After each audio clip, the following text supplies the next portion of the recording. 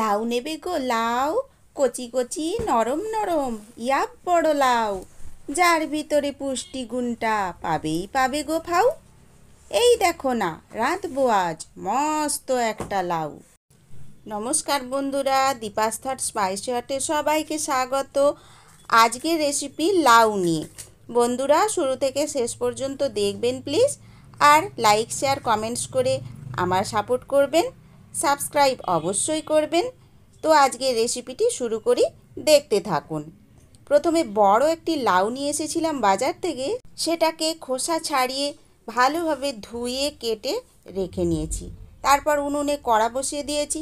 কড়াটি খুব ভালোভাবে গরম হয়ে গিয়েছে, দিয়ে দিলাম সর্ষের তেল। সর্ষের তেলটাও ভালোভাবে যখন গরম হয়ে গেল, তখন দিয়ে দিলাম প্রয়োজন মতো পাঁচফোড়ন। পাঁচফোড়নটা সামান্য সুন্দর একটি গন্ধ উঠবে, তখনই দিয়ে দেব কাঁচা লঙ্কার ফোড়ন। বন্ধুরা, কাঁচা লঙ্কাগুলোকে আধা করে ফাটিয়ে দিয়েছিলাম, সামান্য নেড়ে নিয়েছি।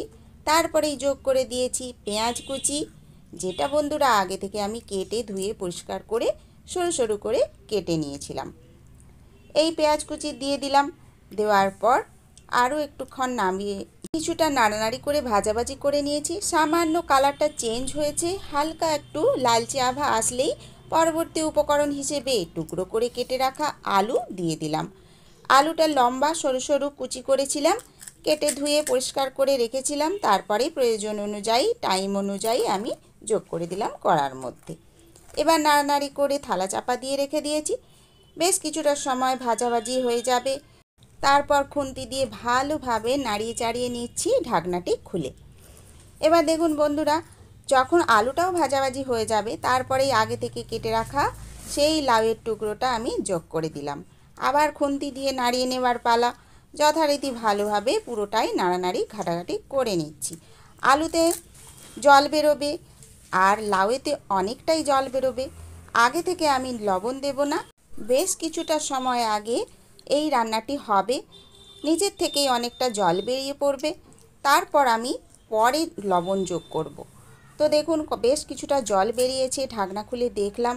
এই সময় আমি যোগ করে দিলাম ধুয়ে পরিষ্কার করে রাখা মুসুরির ডাল। মুসুরির ডালটা দিয়ে এবার একটু ঢাকনা চাপা দেব। তার আগেই টমেটোর টুকরোগুলো যোগ করে দিয়েছি। ঢাকা চাপা দিয়ে কিছু সময় রান্না হতে দিয়েছি। এবার হালকা নরম নরম হয়ে এসেছে, খুন্তি দিয়ে টমেটোগুলো ঘেটে ঘেটে দিচ্ছি।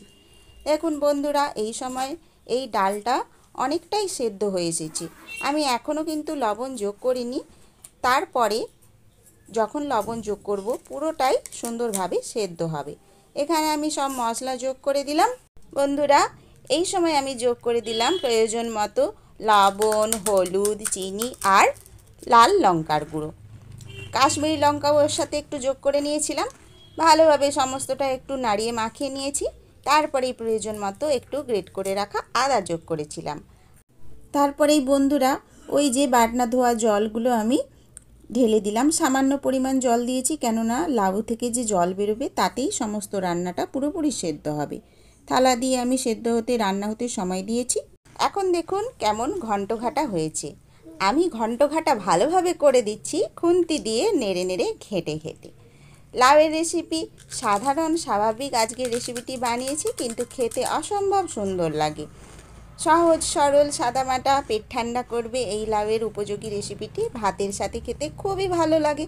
তো বন্ধুরা, আমার রান্নার পদ্ধতি সমাপ্ত এবং সুন্দরভাবে পরিবেশনের জন্য একটি থালার মধ্যে আমি সাজিয়ে নিয়েছি। আজকের রেসিপি দেখে ভালো লাগলে আপনারা তো অবশ্যই আমাকে সাপোর্ট করবেন, আমি জানি। তো বন্ধুরা, সবশেষে আমি একটু কাঁচা সর্ষের তেল ওপর থেকে ছড়িয়ে দিলাম। এর গন্ধটা রান্নাতে খেতে খুবই ভালো লাগে। তো আমার রান্না সম্পূর্ণ শেষ, ঢাকনা চাপা খুলে নিলাম। এখন এই রকম অবস্থায় এসেছে। তো বন্ধুগণ, সর্ষের তেলটাও ভালোভাবে খুন্তি দিয়ে আবার নাড়িয়ে মাখিয়ে নিচ্ছি। আপনারা রেসিপিটি দেখে আমায় সাবস্ক্রাইব করবেন প্লিজ, বিশেষ অনুরোধ রইল। আর আপনারা আপনাদের নিকটবর্তী আত্মীয়, বন্ধু বান্ধব সবাইয়ের কাছে শেয়ার করে দেবেন প্লিজ। আশা করি সবাই দেখে রেসিপিটি দেখে নিজেরা বাড়িতে বানিয়ে খাবে আর সবাই আনন্দ সহকারে খাবে। সকলেরই পেট ঠান্ডা হবে, কেননা আমরা জানি লাউ খেতে খুবই ভালো লাগে আর শরীর স্বাস্থ্যের জন্য খুবই ভালো। লাউয়ের জুস খেলে পেট ঠান্ডা হয়, আরও অনেক পুষ্টিগুণে ভরপুর। আমি এত বললাম না, আপনারা অবশ্যই নিজেরা জানেন, আমিও জানি। তো বন্ধুগণ, স্বাদের লাউয়ের রেসিপি আজকের মতো শেষ করলাম। আবার নতুন রেসিপি নিয়ে হাজির হয়ে যাব পরবর্তী একদিন। আপনারা আমার সাথে থাকুন আর সমস্ত রেসিপি দেখতে থাকুন। সবাই ভালো থাকবেন। ধন্যবাদ।